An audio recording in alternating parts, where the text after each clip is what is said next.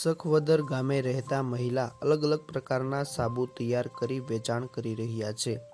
હાલમાં જોઈએ તો મહિલાઓ ઘરકામની સાથે સાથે પોતાનો નાનો મોટો વ્યવસાય શરૂ કરવા લાગ્યા છે। હાલમાં જોઈએ તો ઘણા મહિલાઓ સિલાઈ, ભરતગૂંથણ, મોતીકામ, અગરબત્તી બનાવટ, મસાલા પેકિંગ, અથાણા, પાપડ, ખાખરા, બેકરી વસ્તુઓ, સાબુ શેમ્પૂ બનાવટ, હસ્તકલા તથા ખાદ્ય પદાર્થો વગેરે તૈયાર કરી નાના મોટા ગૃહ ઉદ્યોગો શરૂ કરી તેમાંથી સારી એવી આવક મેળવી રહ્યા છે।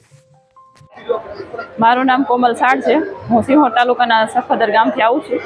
મારી બધી હર્બલ પ્રોડક્ટ બનાવું છું। શેમ્પૂ, હેર ઓઇલ, સાબુ 6 પ્રકારના છે। રાઈસ પોટેટો, કેસુડાનો છે, નીમ તુલસી છે, મસૂર દાળ, કોફી, મુલતાની માટી 100 ગ્રામના આવશે ને 40ના પીસ વેચું છું। હર્બલ શેમ્પૂ છે, હર્બલ ઓઇલ છે, વુડનમાં બ્રશ ને દાંતિયા છે અને પબ્લિકનો મને સારો એવો રિવ્યૂ મળેલો છે અને મારું માર્કેટ સારું છે। તમે શરૂઆત કરી ત્યારે કેટલું વેચાણ થતું હતું, કેટલા પ્રકારના સાબુ તૈયાર કરતા અને આજે કેટલા પ્રકારના તૈયાર કરો છો, કેવું વેચાણ થાય? ત્યારે હું 2-3 ફ્લેવરમાં જ બનાવતી, પછી પબ્લિકની ડિમાન્ડ ઉપર અત્યારે 6 ફ્લેવરમાં બનાવું છું। આ સિવાય કઈ કઈ વસ્તુઓ તૈયાર કરો છો, કેવી રીતે તૈયાર કરો છો? હર્બલ શેમ્પૂ છે, આમાં 15 જેટલી વસ્તુ એડ કરેલી છે અને આ 3 પ્રકારના તેલ છે, એડિયું છે, કાળા તલનું છે અને નાળિયેર તેલ છે। તમે કઈક અલગ પ્રકારના બ્રશ અને દાંતિયા તૈયાર કર્યા છે? હા, આ બાંબુના બ્રશ છે,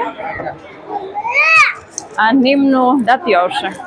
મહિલાઓ પરિવારની જવાબદારીઓ સંભાળતા પણ તેઓની આવક મેળવી શકે છે।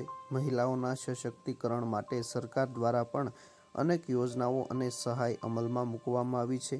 ખાસ કરીને સ્વરોજગારને પ્રોત્સાહન આપવા માટે લોન સહાય, તાલીમ કાર્યક્રમો, સખી મંડળો, સ્વ-સહાય જૂથો સાથે જોડાઈને મહિલાઓ અલગ અલગ પ્રકારની તાલીમો મેળવી નાના મોટા ગૃહ ઉદ્યોગ શરૂ કરવા લાગ્યા છે।